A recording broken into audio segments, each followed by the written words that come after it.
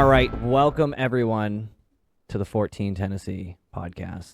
I am one of your hosts, Josh Manning, along with Randy Hutchings and Houston Merriman. Welcome. That's the way we're going to open up stuff. I guess we'll start with our introductions, who we are, and then we'll get into what we're doing, what this is, what we're trying to do, what we've been trying to do in regards of our operations I guess I shouldn't say operations. I guess our expeditions in the Middle Tennessee area. I'm a filmmaker out of Boston. I came down to Tennessee, meeting up with Randy Hutchings, as we ventured into the rural backwoods of Middle Tennessee to look for the Tennessee wild man. And I think we found something. That's the best way I can put it. So I think we'll start off with you, Randy.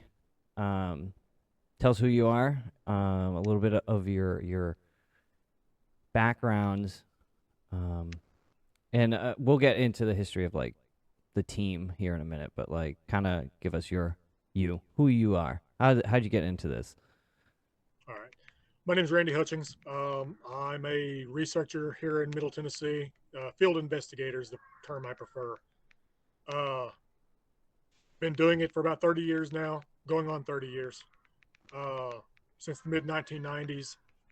Randy's the field has been doing this a long time. Randy's kind of been you're like the OG researcher in this group. You were part of you were part of a bigger organization back in the day, and then broke away from that. And then Houston, how'd you get into this? How'd you fall into this? Because then I've been doing this with Randy for a minute, and he just started mentioning you out of being like, I got Houston with me now. I got Houston coming with me, and I was like, all right, well, all your guys' names, but it was always just from like the LARPing stuff. So like I couldn't keep up with who everybody was. Yeah. But there was kind of a time period, and I mean, it's Randy's story to tell if he wants to, but like he was kind of jaded with the community. He wasn't really, going out and doing this stuff a lot. But that's actually when me and him became, friends, and it was just us going out hiking, a lot of cool places. I mean, the main thing that we enjoy doing was just going to these places that nobody else really knew about. A lot of these places were like caves that his family had heard of. I think one specifically was his dad that had like artifacts and was it pictographs or whatever that you were telling me about, the pumpkin cave and stuff. So it was just places like this we was going. We was going caving. We was going to places where he grew up. Just in his, I guess like the neighborhood that you grew up in. I mean, right there where it had the old rock quarry, we would go there. So I didn't really hear a lot of these Bigfoot stories for a while. And then I actually are you telling me Randy didn't talk to you about Bigfoot during this? Like he's taking you out into the about comic books. So really, yeah. Okay. Yeah, No, I was jaded as hell about that time. Yeah. Well, I mean, honestly, when we first met, back in the day, we didn't talk about it until I came down to film. We were doing our first short film that we were working on, that sci-fi, and it was one of the nights you just brought it up because I was staying at your house. You're like, hey, remember that event, a couple years back, and that thing happened. I was like, oh yeah, what happened at that? Which is something you tell on the Hulu original TV series. You tell that incident from that event. So that's what got us talking about it, and that's when you kind of realized that I was like super into Bigfoot as well. Like, I was like, oh no, I love the Squatch, and that's kind of started with me. So I get it though. So I guess Randy was kind of jaded at that time too, until it kind of just naturally came up in conversation. Yeah. I had no clue Randy was that like squatchy until I want to say squatchy, but it was through a mutual friend at one of our live events that they had mentioned. They were like, oh yeah, Randy, he's like big into Bigfoot. And I was like, oh, is he? I was like, I didn't know that. But yeah, that's funny. You guys, you guys are out there caving and just like, not talking about it, huh, Yeah, Randall? it wasn't brought up a whole lot. I mean, there was always, you know, interesting stories and stuff like that, but like, or just again getting into the little curious, you know, unexplained stuff of, you know, people going missing, blah blah blah, local stories. But we didn't ever go out like actively looking. Yeah. And then it was, I don't know, probably maybe 8 years or something. Like I moved away for a little while to go into college, working out of town, and then when I kind of did get back in the area and kind of with what I'm doing now in construction, I had a little bit more time, and we, you know, hooked back up and was going out and doing this stuff. And that's when he was just like, no, like since then I've had sightings and blah blah blah, and like, you know, some of the places that we were going in the past, and it's like, well, let me show you what happened, and it's like, okay, like I'll tag along, and just kind of got drug around since, Yeah. you know, with all these people telling stories and, you know, being there trying to interview people and stuff. So yeah, it was by accident, I guess. That was like kind of the same.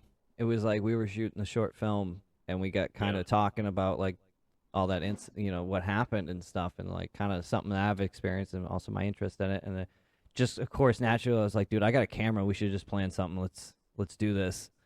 I'll go out there with you and we'll go Right. fucking try to find this Yeah. motherfucker.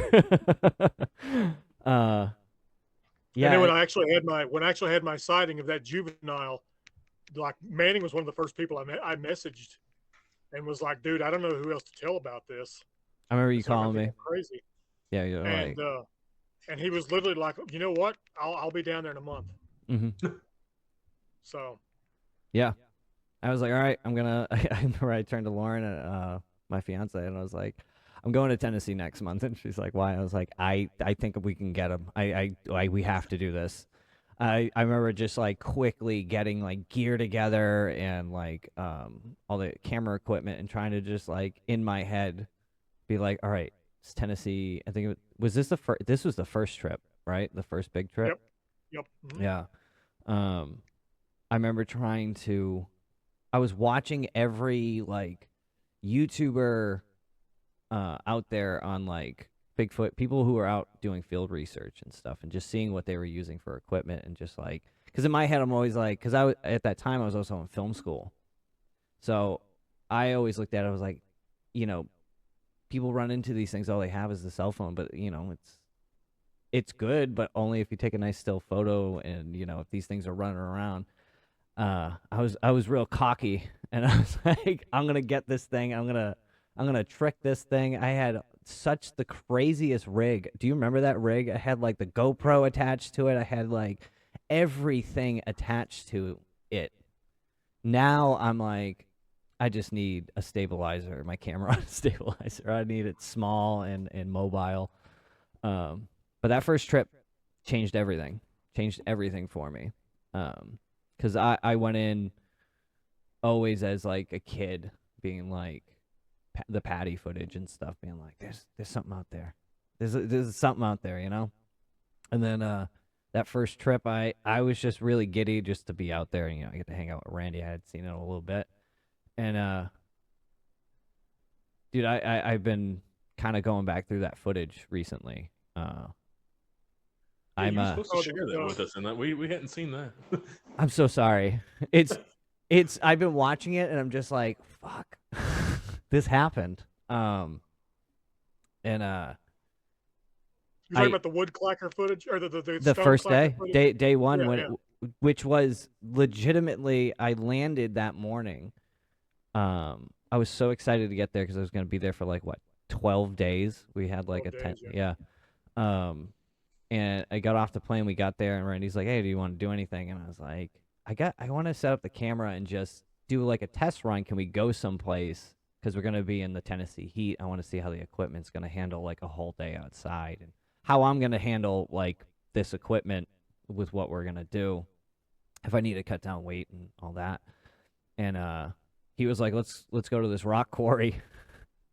That I had this, you know, when I was younger, I had this experience, and I was like, okay. I was like, oh, this will be cool. We'll go out there. I'll interview Randy at the quarry, and we'll get that footage, tell that story, and we'll just show the area. And yeah, we went in there, and I came out changed, to say the least. I've gone back and watched that footage, and it's just watching that lead up, and then us going in there, and then what happens, and then coming back out, and just like totally different attitude change. But I went in being like, hey, something might happen. Something might happen, right? Yeah. Just happy to be there, and something happened, and it wasn't just one thing though. It was like it kept building. It was really amazing from the first instance of walking in. We come across that tree arc and stuff, and then get a rock thrown at us, which we have all the footage of. We've never released because it kind of freaks me out. But yeah, that's what got me hooked, was what I think was Bigfoot throwing a rock at me. And we walked out, and I remember Randy just in the car. We were silent driving away after everything had happened, and he was just like, hey man, I'm so sorry. I'm so sorry I put this bug into you. Like, and I was like, I'm so excited for the next like 12 days that we were there doing it, and it was a fucking crazy experience. It's the fucking most amazing but craziest experience I've ever had. Just wild. Yeah, so now let's get into our team. How Randy, what brought you back in? What got you wanting to, like, I know it was that incident, but give us a little backstory and like the idea of why you wanted to make Fortean Tennessee. Fortean. Have I been saying it wrong for years now? It's all good. And you have never corrected me? Fortean, yeah, Fortean. It means strange. Just in case people are wondering what the hell Fortean means. Fortean. Yeah, what was it? 40 in times? Well, I have been saying it incorrectly forever. So Fortean. Yeah, that's on me. Fortean. So give me that. Give me the history on that. What Fortean? Where's that word come from? Is that like a? It means strange, basically. Okay. So when we go with Fortean Tennessee, it's just all the weird, strange shit that goes on in Tennessee. Gotcha. What was the history behind? What was it? The publication or whatever though? Was that? I want to say that was Fortean like. Times? Yeah, was that English or was that a U.S. publication? I'm not sure.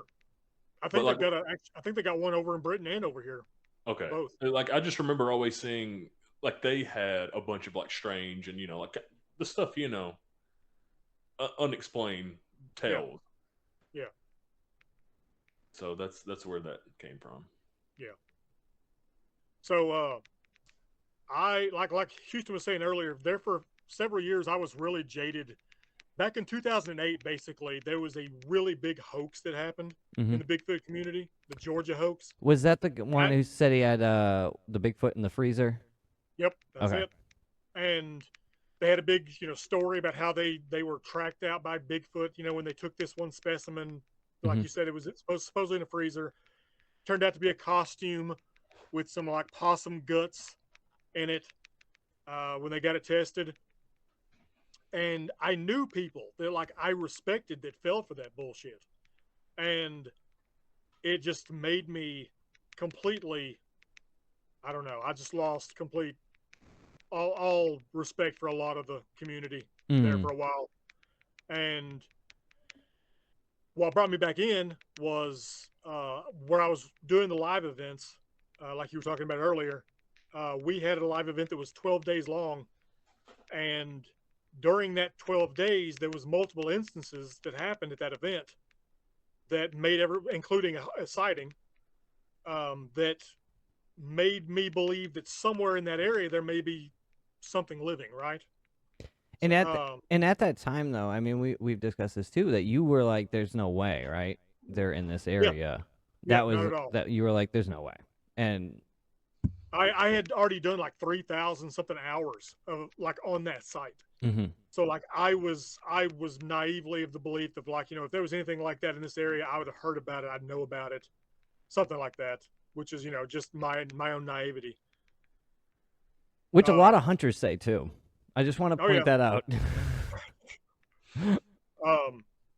But after the sighting that happened at that 12-day event, I went back several years later after I talked to you and you'd heard the wood knocks in the morning, and we had talked to another individual who had something growl at them over in one of the sections of the camp.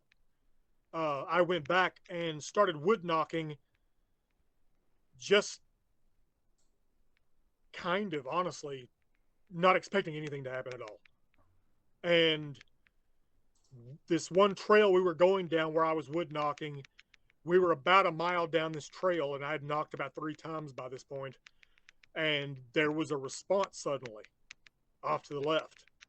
And we managed to get recordings of that, and turned around and left because it freaked us out, because we, again, wasn't expecting any kind of response. And I started going back. I was staying up there like 4 days a week. I was going up there. Oh, I remember you were messaging me at the end of every day. You're like, hey, I'm going up here. Send me a video. I was like, holy crap. Which some of those videos are on the YouTube, where you're finding this. You can look at Randy's videos from that area, which are incredible. I was going back over and over and over to that area, spending as much time as I could in that area. That's when I started having, I had other sightings in that same area. It's about 150 acre area. Yeah. But we're pretty sure we know about where they hang out now, where they sleep, based off the kind of responses we get when we're up there. The latest response we got, and we hadn't got responses for years, over a year, well over a year. That was something, because I was just down in a quick plug for our own convention, the Tennessee Wildman Crypticon, down in McMinnville, Tennessee. 3rd annual will be coming up here soon, next year. But I remember we were having that discussion because, every time I come down, I want to go out, and you're like, we haven't gotten anything. And I was like, man. But I took a lady up from the local Channel 6 with me up there, and she heard them knock back. And that was like last month, or is it? It was like last month. Yeah. That was the first response we've gotten in over a year. That's awesome. I don't know. That part of me's wondered about that ever since. Was it because I had a woman with me? I know that sounds crazy, but I don't know. I don't know what it was. Yeah. And when I was down for the convention, and we went out to a couple times, we didn't get anything. But I'm kind of used to that. I'm used to, you have to go out multiple times.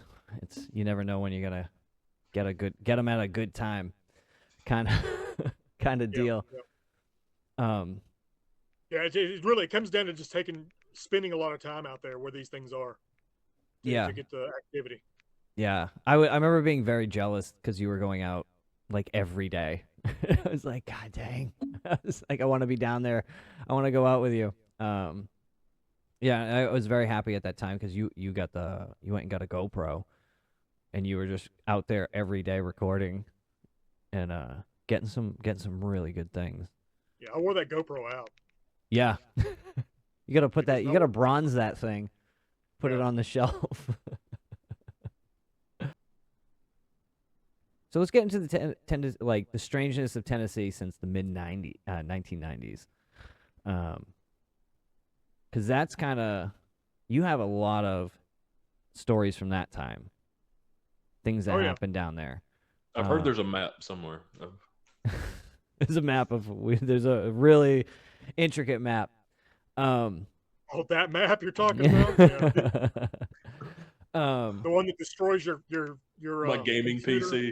It starts chugging. Like, wait a minute, what are we opening here? Yeah. I remember when he sent me that Google Earth document, and I was like, holy crap. So a lot of things have happened in this area, and I've grown to love the Middle Tennessee area because of it. There's a lot of very unique features in the terrain, to say the least, out here. There's a lot of lone mountain ranges, a lot of spotted just little areas, but they're all connected by a cave system. And that cave system, doesn't that run under most of Tennessee? This area, we have the most caves of any other area in North America, except for the Northwest Territories of Canada. Dang. They have one spot there in the Northwest Territories that have more caves than we do, but not by much. Like at last count, I think we're like 15,000 plus caves in a 5-county region. Mm-hmm. It's insane, and a lot of those caves are suspected. Some of those caves, at least, are suspected to be connected underneath the plateau, the Cumberland Plateau, which is where our area is. Which is pretty unique in and of itself. The Yeah. Plateau. Yeah. The plateau is like, if you actually look at what it's derived from, it's what's left of ancient Appalachia, the continent, and it's because of the sandstone, where this whole area, this region used to be beaches back in those days. The sandstone that's like caps all that stuff goes back to, I think, the freaking Carboniferous, I believe it is. You get a lot of that. Mostly you get marine fossils in this area. Especially in the quarry we went to. That was like one of the things you're like, I found megalodon teeth here. Oh, yeah. What? Yeah. So technically the Cumberland Plateau is one of the most ancient parts of all of the Appalachians, of the mountains. Like the Appalachian Mountains are ancient upon ancient as it already is, but where we are, it's been eroded down because it's one of the more ancient parts of that ancient part. So we have some of the oldest river gorges in this area. So yeah, it goes back, the history, like, of where all the strangeness happens in our area. And like when you were down here this last time, we took you up on the mountain and showed you a lot of the ruins that are up there. That they have no idea who left them, who made them, who left them. Stuff that's suspected to be 10,000 years old, 7,000 to 10,000 years old. That would make it archaic. No idea who would be putting up stone monoliths back in those time periods. I was showing my buddy Mike some of those photos, and he was like blown away. He's like, holy crap. He's like, so that's on the top of the mountain? I said, yep. I said, what does that look like? He's like, those stones look stacked. I said, yeah. He goes, how? I'm like, I said, but they're there. Yeah. It's gorgeous though. It was just really cool. And then part of that, is it that same mountain? Part of the mountain's like terraced? Yeah. There's walls actually built. Similar walls. What is that, Houston? What is that state park down in Georgia? You remember I can't remember. I think he said it wasn't far over the Tennessee line, but I can't remember what park he was. Yeah, there's a state park in Georgia, and I don't remember the name of it offhand, but it's like Stone. It's not Stone Mountain, Georgia. It's Stone something, Georgia. But basically, it's considered this huge archaeological deal, because it's terraced with these giant walls going up this mountainside, right? And they have no idea who made it. Like, they found recently in that area, they actually found a knife that they believe goes back to Mesoamericans, which would make like Mesoamericans up this far up into Tennessee, or up into the South. And there are walls similar to the ones in Georgia on the mountain that we go up on, that we took you up on, and they have the archaeologists admit they have no idea who built it, when it was built, for that matter. They have no clue why it was built. Why were they terracing a mountain up in Middle Tennessee? Yeah, that's just my favorite. My favorite that much anymore after the state kicked us off of it. Yeah. That's that's one thing, is like some of these areas we have to go into is sometimes we're not supposed to be up there, or they don't want us up there. It's more they don't want us up there now. Yeah. Yeah. I mean, they just don't want people up there. The state bought like a whole bunch of that mountain, and now they don't want anybody to be tricking around on it. It's a fucking weird place. But I mean, it's not like you can't just get up there and look at stuff. I lost my Boy Scout camps are not friendly at all. Yeah, we found. We we got kicked off a Boy Scout camp a few years back, because Houston had found in a local journal from the local library had found this mention of this old stone fort. They weren't sure who built it, when it was built, but it was on what was now a Boy Scout camp. Mm-hmm. And so we went up there and basically introduced ourselves and was like, hey, we rent event sites to do live events. I wasn't lying. And was wanting to know if we could like look at the campsite in case we wanted to rent it. And the guy's like, sure. So we decided to go immediately to go to where this where the book said this old stone fort was. You didn't play it out a bit, like, oh, let's look at these facilities. Oh, now let's go look out here. Well, he did. Okay. I went to learn a little bit.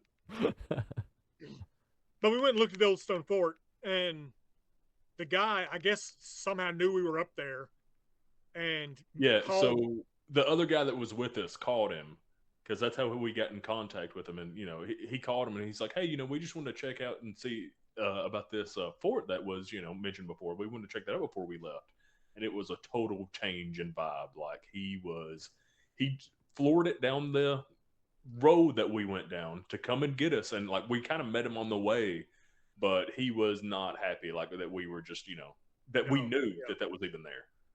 Yeah. And like took our license plate when we drove by and everything. Like told us to leave. All what the fuck? What the fuck? Yeah, it was awkward. It was a weird encounter. And that's the other part of this that I want to talk about, is that this has been, we have gone into the woods to look for the Tennessee wild man and have tripped over all this other crazy weird stuff out here. And that's kind of what we're going to get into on this podcast. We're going to always be talking about like Tennessee wildman stuff because that's what we're about. But we have kind of, like I said, tripped over and found kind of a lot of weirder things in the area as we've done this, like, looking for the Tennessee wildman. And like you said, like, just like there's this stone fort, and then just like you said, the attitude change. Yeah. And just casually be like, oh, we just heard about this. We wanted to check it out. I mean, like, even to... it was in the local library books. Yeah, I mean, you're just like, oh, we heard mention of it, so we thought maybe... He didn't seem to care that it was in a book, though. At all. I would have just played it off as like, oh, I thought a fort was part of the campground because it's a boys' camp and they have, like, forts there. So I just heard there was a thing, but it's just so funny, like, a complete attitude change. They don't own it anymore. I don't know who has that now. So I don't know. Time to go look if it's again. You could rent or what. Time to try it again. Yeah. Hey, I'm looking at renting a campsite. And that's been a thing as we've traipsed across these areas, is finding these areas people don't want you to go into. They don't want you in, and I get some of it's like, of course, private property of some areas, but there has been some very strange interactions with people being like, "What the hell are you doing here?" and us being like, "Where the hell did you come from?" Out of nowhere. But let's talk about the Tennessee wildman in the area. Let's talk about some of the reports in the area. So Randy, what you had told me a really awesome one that happened, I think, during the 90s with a woman's car crash. It's one about the gorilla. Yeah, the gorilla, the gorilla that crossed the road. And that was here in Warren County. Yeah. What was wild about that was there was 2 crashes in the same night, and supposedly it was because of the same gorilla. Yeah. So, and we found out about that. Gatto found out about that, actually. That story from the kid of a cop. Really? And yeah, he's a guy, I mean, like about Gatto's age. He's about 24, 25 at the time. And he's like, my dad can tell you some crazy stories about Bigfoot. And we're like, would he talk about it? And he's like, probably not, but I'll tell you what he's told me. And he relayed the story that when his dad was younger, back in the 80s, it was actually the 80s when this happened, supposedly. Oh, 80s. Okay. That they had got a call that there was a wreck out on what's called Vervilla Road in Warren County, and they went all the way out there, and the lady was just ecstatic that a gorilla ran in front of her on the road. And so they helped the lady get, they put her in the ambulance, all that stuff. Can you imagine? Got everything all. Oh, hold on. Can you imagine this lady just like, oh, there was a gorilla, and she's getting loaded in, just happy as fuck she saw a gorilla. And so that they got everything all fixed, went back and said by the time they drove back, so it'd been about an hour, I guess, probably. But by the time they'd driven back to the police station, they got another call and the dispatcher tells them that there's a wreck on Vervilla Road. And they're like, no, we've already taken care of that. And they're like, no, there's another one. And so it was about a quarter mile down the road, farther down the road, went down there, and the guy said, supposedly, again, according to this cop's kid, that a gorilla ran in front of his car. So that's one of my favorite ones from that area. Is the gorilla sighting. The gorilla came by, slapped the front of the car, caused a wreck, and ran into the woods. Then did it again. Which as we've done interviews over the time and done our research, is that seems to be some kind of like juvie trait amongst them. Yeah, like they're like thrill-seeking behavior. Games, like they're messing with us. There was a story I heard from a park ranger at, I think, Yellowstone. They call them the hooligans. They say that during the springtime, the hooligans run through the campsites and knock over all the trash cans and scare the shit out of the tourists. And when they ask who the hooligans are, it's the young juvenile Bigfoot, they say, that come out and fuck with the tourists every now and then. They go, oh, it's the juvies, it's the hooligans are running through. It just seems like that's like a common thing, is like they run across the road to fuck with us sometimes. Yeah. Or they fuck with us. They run up and like slapping the side of the house. That's been a lot of reports. Yeah, like a weird game. Like a weird game. Yeah. I talked to a guy who he was clearing out land up on the mountain, and he swore that at night, he was staying in a tent at night there on his land, and he swore that he could hear a juvenile. He said it had to be, because he said it didn't sound big enough to be a full-grown man. But he said it sounded like a kid would come running through his property, the back of his property, every night at about the same time, and jumping over the coals of his fire. What the fuck? And he said that he came out one night and was just like, what the hell, wondering what was going on. And he said he caught the glint of like glowing eyes down the hill behind a tree staring at him. And he said it gave him the impression that this juvenile was running through this campsite, and the adult was standing down the hill, basically keeping an eye on the juvenile. Just like watching them play. Yeah. Like truth or dare. Yeah. It's like, how close can you get? Like, go jump over that fire. Yeah, like, no, go do it. See if you can get the human's attention. Right. So, Houston, though, you grew up in the area. Yeah. What was stuff that you heard? Like, did you hear growing up? Did you hear stuff? Did you... Nothing really with Bigfoot per se. Like, I mean, every town's got their little local legends and, little stuff about you hear this house is haunted and all that stuff, which I don't really believe a lot of that stuff, really. I mean, again, it's just local legends. I mean, what is that? We got Gravity Hill, where they said you could park your car, put it in neutral, and it like pull it up here and stuff, which I was there for that. I mean, it's just kind of like the perception of it. It does look like it, but little stuff like that. But nothing really, like I said, like provable of the way that we're, going out and doing this stuff and actually getting evidence. Nothing like that. That was something I, wanted to lead into, was that a lot of the time, really we just sit at like kind of a surface level, looking at kind of like I did growing up, looking at pictures, watching at the TV screen of the Patty footage and stuff. And it's just like, it's fine when it's there, right? It's fun. And then we decided to go look. And that's when it gets real weird. When you start going looking for this stuff. because it's hard. It's hard to explain to people. Yeah, and I mean, I'll probably say like out of all of our group, even the guys that aren't here, like some of the other people that we take out with us, I'm probably the most skeptical out of everybody. Like, we got to be out there, and it like we talk about like uh, tree arches and stuff. Like, you've got to prove to me, okay, that's not storm damage or something like that. Yeah. But then again, I mean, it's like when we're at interviews with people, and people start telling the same stories that don't know that their neighbor right down the road has told us this about 6 months ago. They never communicated, and it's like stuff like that kind of gives you the creeps, and then you're out there and you Facial knock it. imprint giving the creeps. Oh yeah. Yeah, that one a little unexplainable. I'm sure we'll get to that at some point. But again, I mean, when you're out there and you knock on a tree and something knocks back in the same rhythm, and it's almost like a mocking you. It's kind of like, huh? Like I can't explain that. Like Yeah. I don't know. I don't know that I would have been out there if I wasn't with Randy or somebody else. It's like I wouldn't have probably immediately thought, oh well, that that could have been Bigfoot or anything like that. But still, it's like that's unexplainable.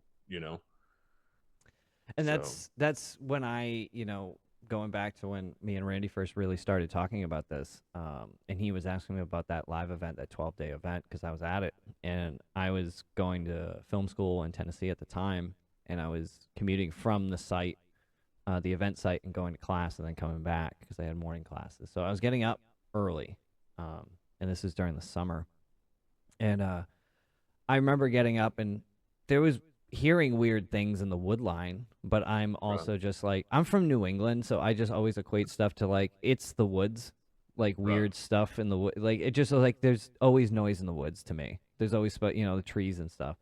But there was certain times that I was like, oh, that's different. That's different, but never really like, it's whatever. I don't know. I don't, I'm not native to Tennessee, so I was like, it's stuff in the woods. And then, but again, that's different than you're walking down a trail and rocks are being thrown at you. Yes. So it's like what is that? Yeah, and that was like, what I'm saying here is that like stuff was happening right near me, and I just, it's whatever.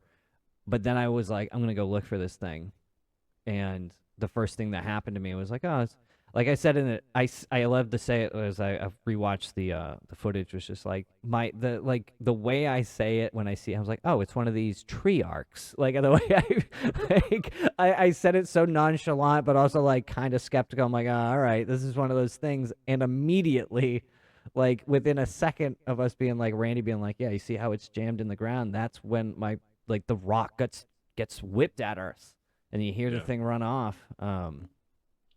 And that was, I was like, oh, what the fuck? Like, yeah, I definitely feel uneducated doing all of this stuff. It's like even the people, when we talked about having the convention, and like I didn't know any of these people, so like I just go and pick up Ron Moorhead in the back of our Prius, and I'm like, I don't know who he is. I'm just chauffeuring him around. Godfather of Bigfoot.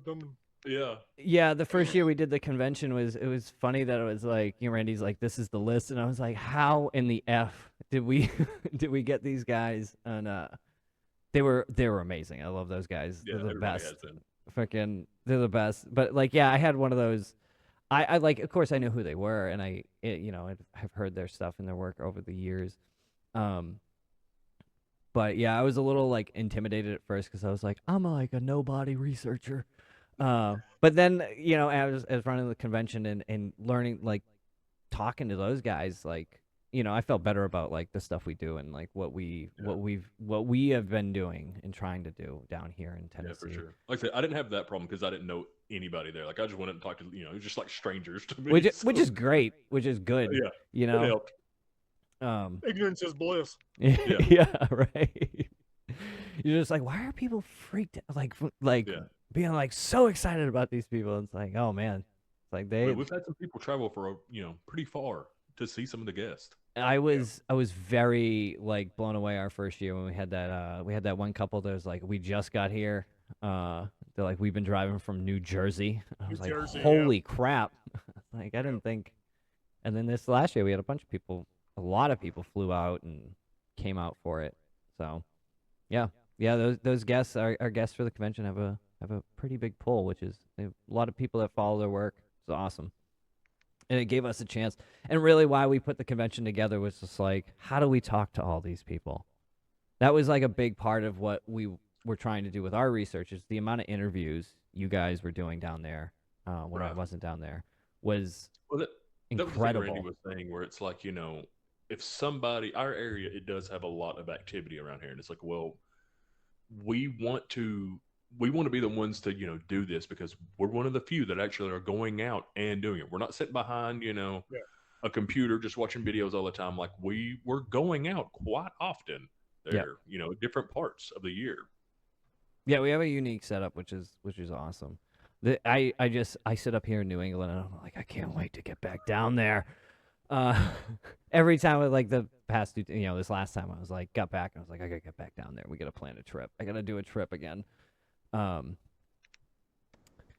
let's talk about our research, what we've been doing, because I think people will want to know. So a lot of what we do is witness interviews, and on site. We have, I would call three primary sites that we habituate. Do we want to use it? Is that what we're doing? Are we habituating? We kind of are, yeah. I mean, I've left Go ahead. I've left food for them at each one of those places at some point. So I guess that's habituating. I like leaving the food though. There's a part of me that's just like, this is what you're supposed to do. I don't know why. It just feels right. I feel like it's just like, thanks for letting me annoy you. Like tipping. Yeah, just tipping them. And what's wild is one of the places up on Cardwell. We've left food up there several times. Nothing ever takes it. So they take it in our main area all the time. Yeah.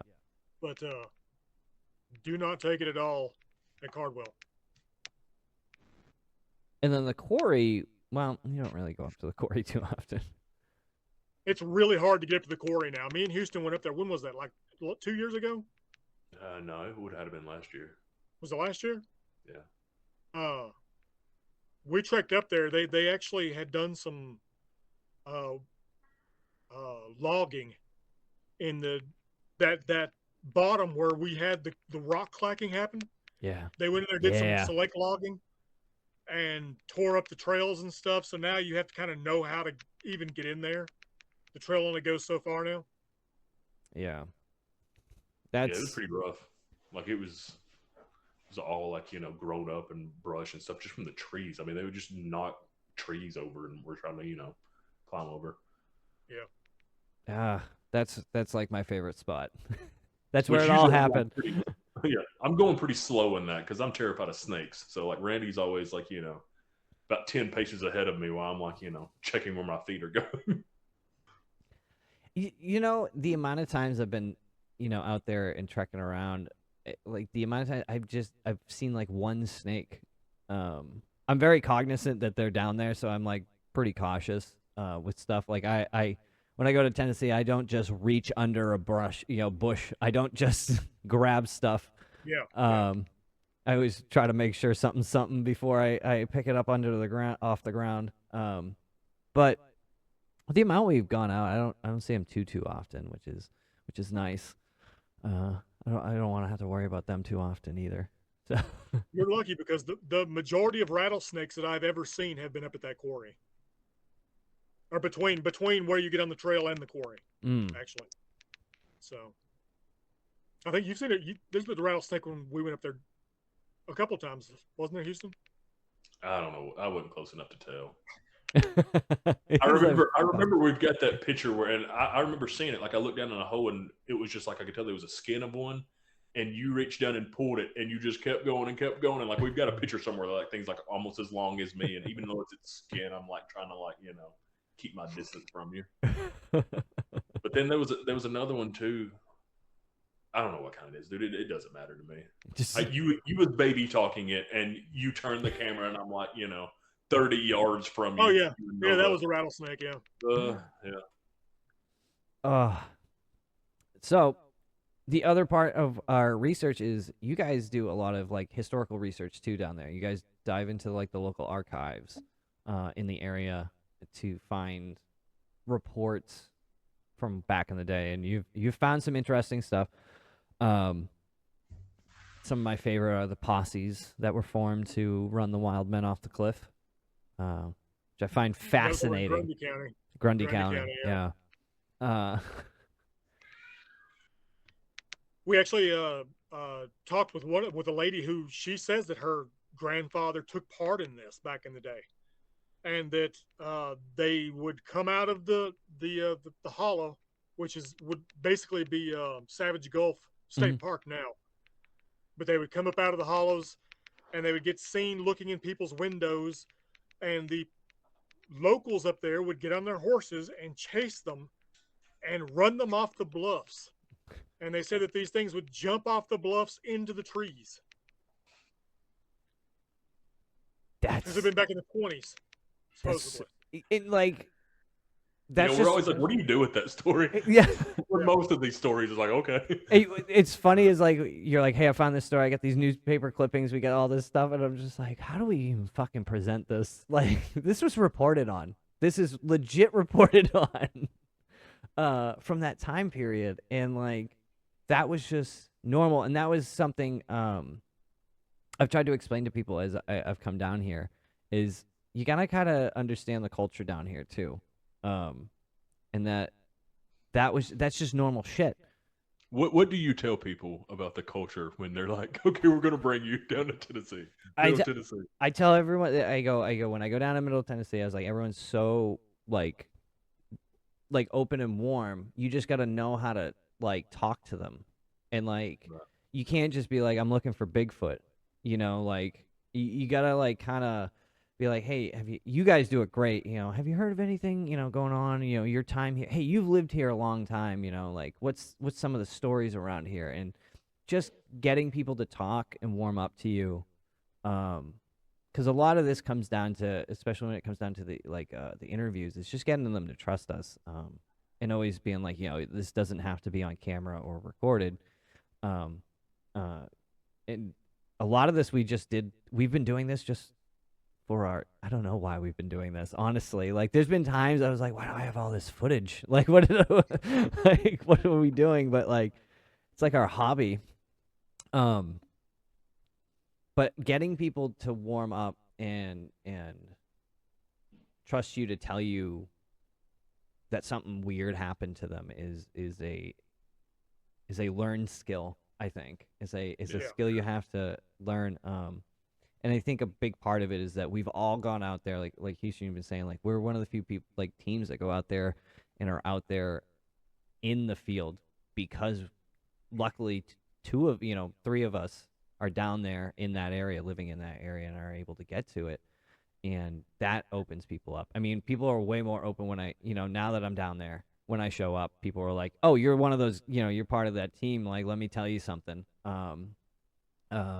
Like the last time I was down there, we had that young kid come up and tell us about, the Raven Mocker, which was, I was like, add it to the list. I was like, that's a new one.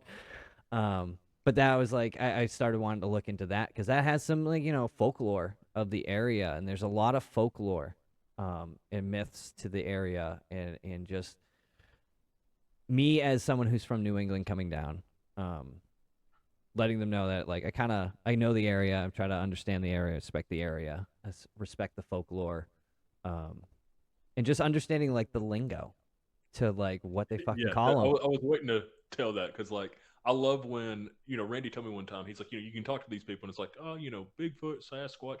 They look at you like you're crazy.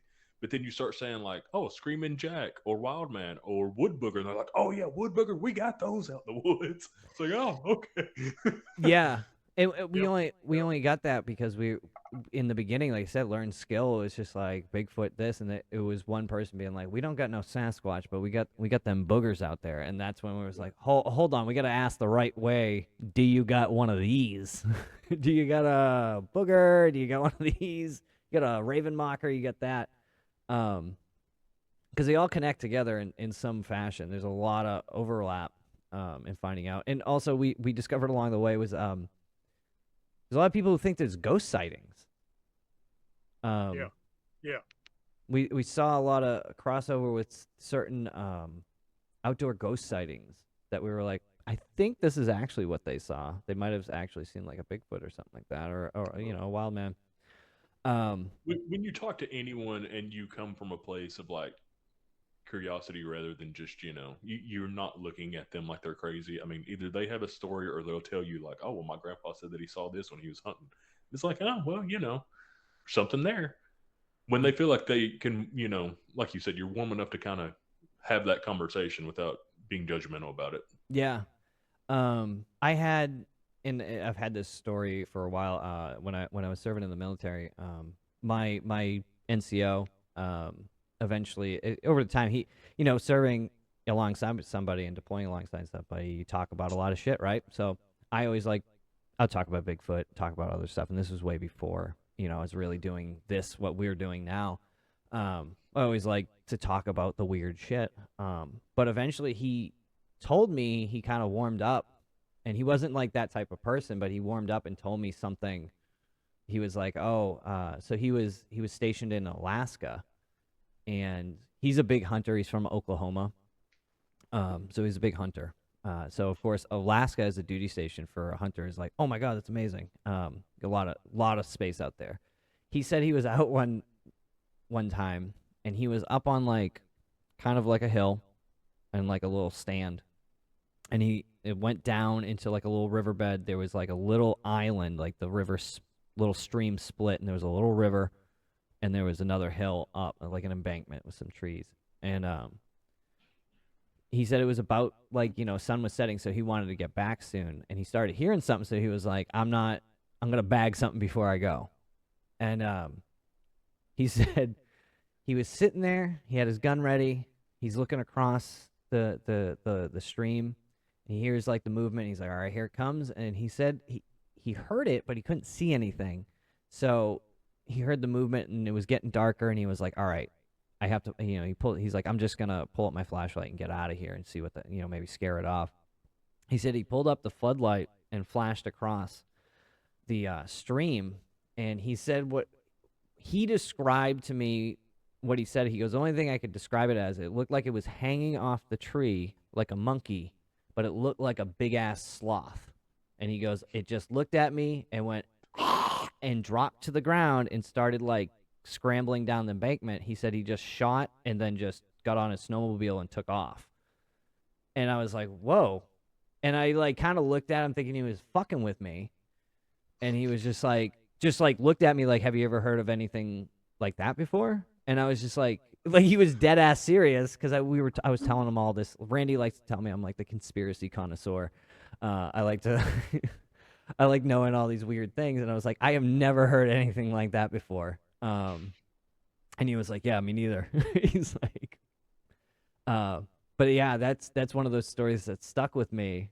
These weird, you never know when you're gonna encounter something.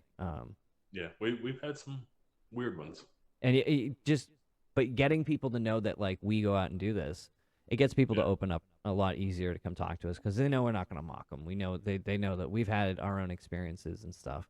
And I appreciate that. I really appreciate that. The amount of people that, at our conventions that come up and is like, Randy is like, I need you to tell this to Josh, I need you to tell this to Houston. I love that during the convention. And just we're trying to, we're running stuff. And then Randy's like, hold on.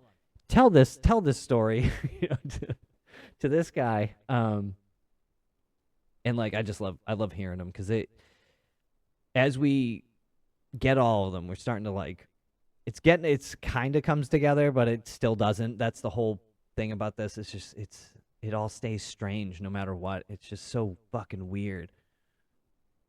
Sorry, I'm rambling. Someone else come in here. No, you're good. You're good.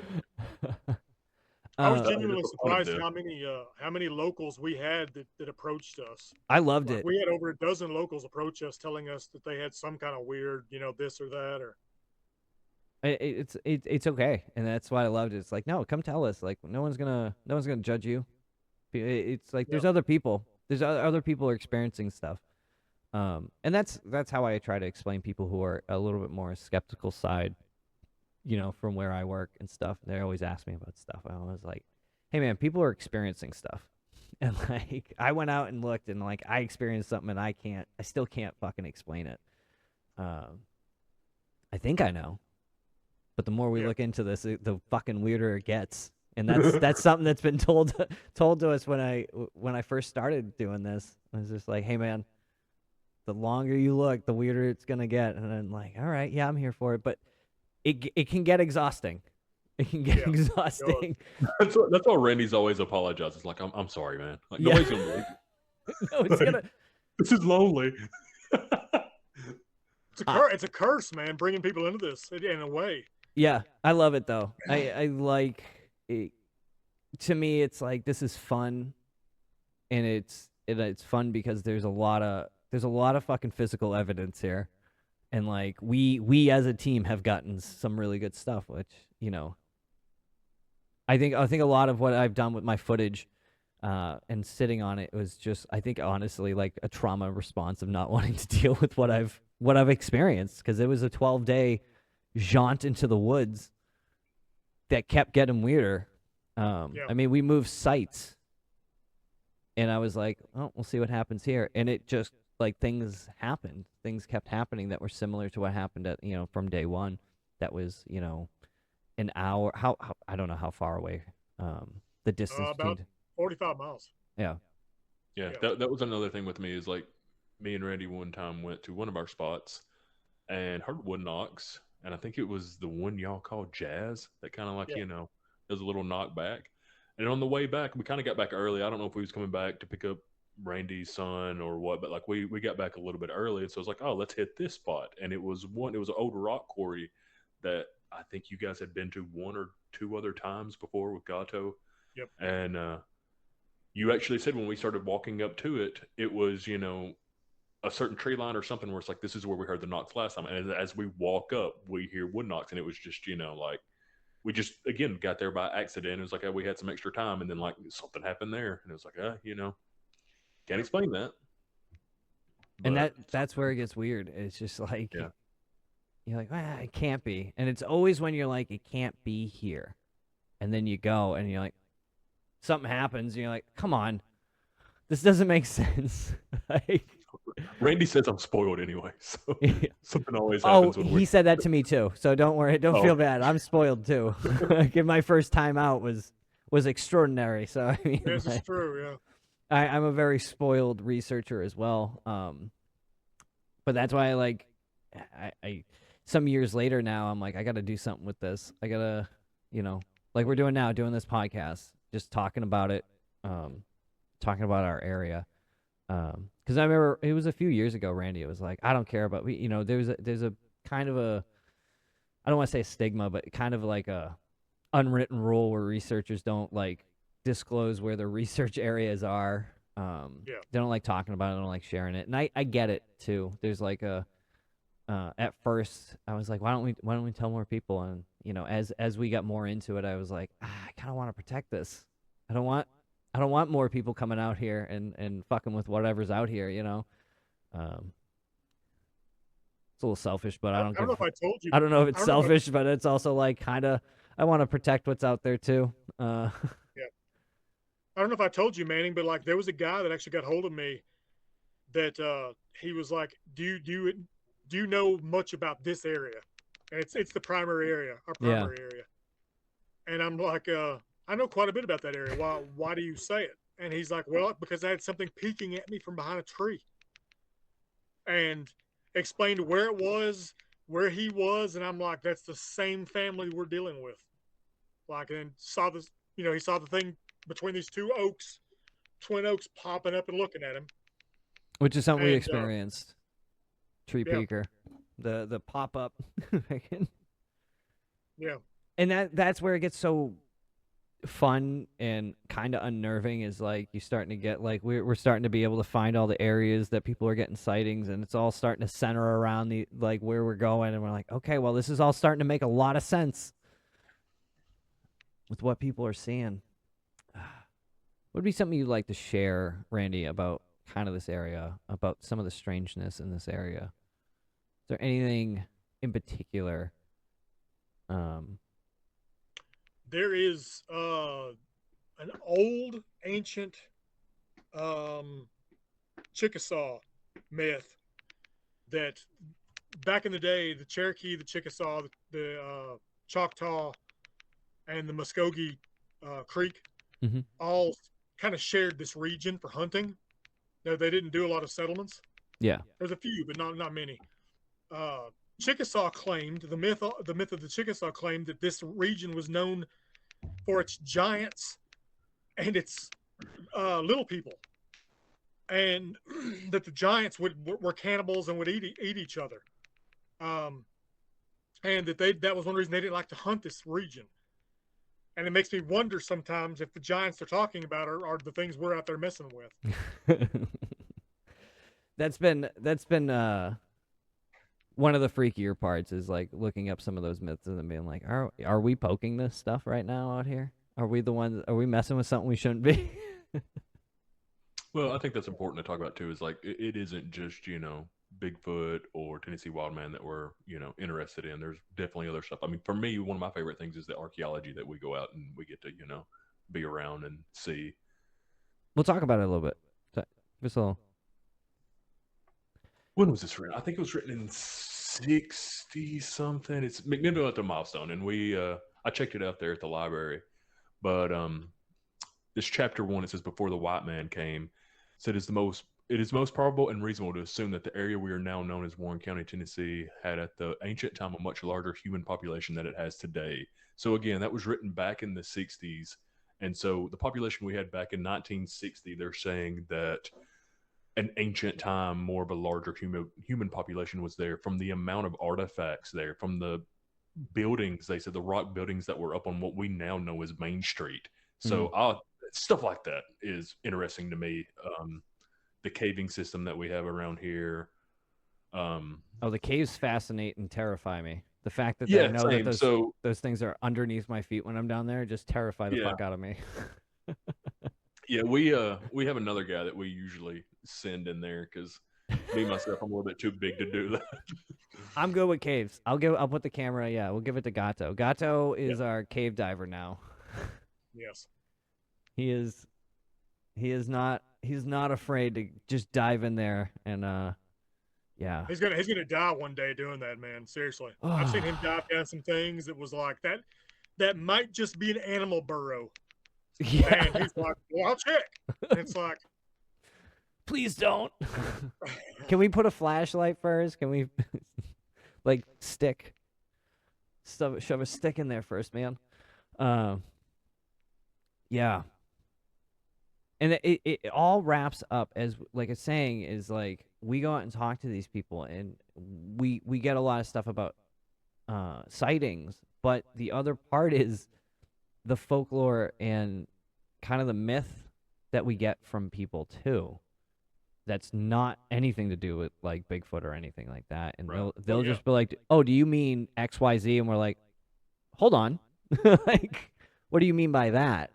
And that has led us down some rabbit holes with the little people, the Cherokee Mooneye people. There's all, again, with the archaeology stuff, we've gotten a lot of weird interactions with people where they're like, oh yeah, you didn't hear about this cave that has a thing in it, back in the day my granddaddy used to take me up to, like, and it was just like, some of my favorite stories from our like time out there is not anything to do with like Tennessee Wildman. It has nothing to do with the Wildman. It's all like the weird stuff. We have an archaeologist friend of ours that Houston's and me go and talk to every so often, and he's talked about things that have been dug up in this region that are not supposed to exist here, and like just completely matter of factly, like when he would say like, yeah, we found one of those cone heads from Peru, and it's like, excuse me, and he's like, I found 4 of them. We found 4 of them across and it's like, okay. But also, like, what do you do with that information? like,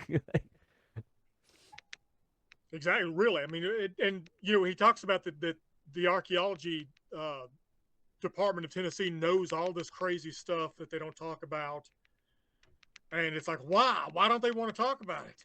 Because I think they're weirded out by it. I think that's what it is. I think they're fucking freaked out by it too. Because I bet you they can't figure out what the fuck it is. And that has to. It's like probably how we feel when we fucking deal with this. It's just like, I don't know. And they don't want to fucking. Who do we tell? Yeah.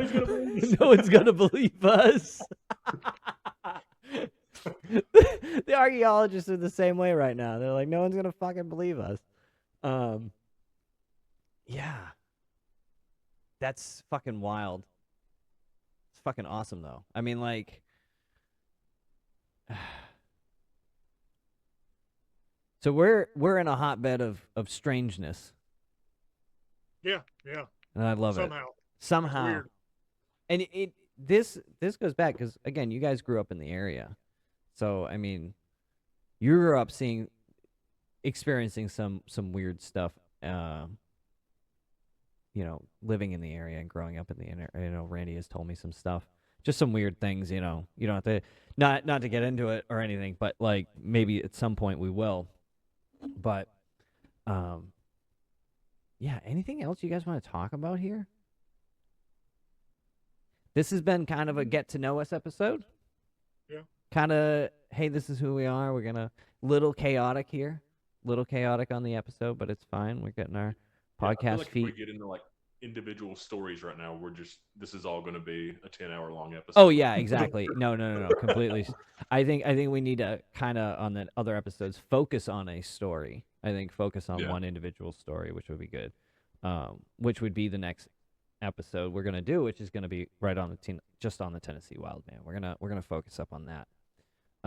Yeah, this is just an episode to get to know us. Kind of a, hey, we're coming out here now. We're gonna start producing some podcasts and start talking about our experiences and what we've been doing. And we have a lot of guests that we're going to ask to come on. We've made a lot of friends in the research community that I want to bring on to have one-on-one discussions with. We have them at the conventions, but I realize we don't really get too much time to sit down with them. We get to spend some like fun one-on-one time, but really they just, when they show up, they're like, yes, hang out with researcher time, and it's just like, let's just hang out and like talk about dumb shit. Like, we never really. And the rest of the time, just everybody's working. I mean, yeah, we've got a lot going on. We're putting on a show at that point. You know, we're putting on, you know, making sure they all have their spot, you know, their spots to talk, and making sure our attendees are getting in there to hear, you know, see our guests. I did tell Randy the other day, I said, I'm slightly pissed that I've been begging you to do something like this for like 4 years and bought the equipment, and then Manning can just send you one text and just like, okay, we're going to do this. And then you can get him writing as well, apparently. That's what he's doing now. That has been my gift since I've met Randy, and I've been such a good Randy motivator. I'm really good at being like, hey, Randy. Apparently I don't have that. I'm very good at like, hey, man, you want to do a thing? Like, yeah, to me, like, I think the point of this is, again, with Randy, he has got just mounds and mounds of stories. I mean, we talked about the map earlier where, like, you know, he started putting this stuff down to where, like, okay, this happened even back in the 1800s, talking about the articles that we have, even to the people that we have now. And I told him, I was like, dude, something happens to you, you get, you know, eaten by a bear out here or something. I was like, I can't remember all this stuff. I was like, even if it's just for us, you need a way to record this because, like, this is going to be lost, you know. Oh, yeah. If one takes you. I agree. So that has been, you know, me trying to be like, hey, let's do something. So I'm excited. Yeah, no, I'm excited to do this. I've been wanting to do something like this for a long time with Randy anyways. We've kind of thrown it about. I've always been like, oh, we should just talk about weird shit anyways. And yeah, no, I wanted to also with this just kind of document what we have done. And my favorite things is when Randy has called me up. He's like, hey, this happened. I need to talk to you. You know, we have like a fucking 3-hour phone call. But also there's like, I love talking about this. I love talking about this, and especially with you guys. That's like one of my favorite things. Like, I always, when I come down and talk with Randy, it's just like, hey, what's any new things you hear? Have you heard about this? And then we go on like just rabbit holes for like hours, just hanging out. So I want to document, part of this is to kind of document what we've been doing. And I think we've done a lot of really cool, interesting investigations, interviews, deep dives into stuff just on our own. And it's just, I think we should just, like I said, just document it and just have it for record. I think it's fun. I think people will enjoy it. I think we're just three fucking goofballs trying to figure out something, honestly. Yeah, pretty much. But yeah, I hope everyone enjoyed this first episode. It was to kind of get to know us.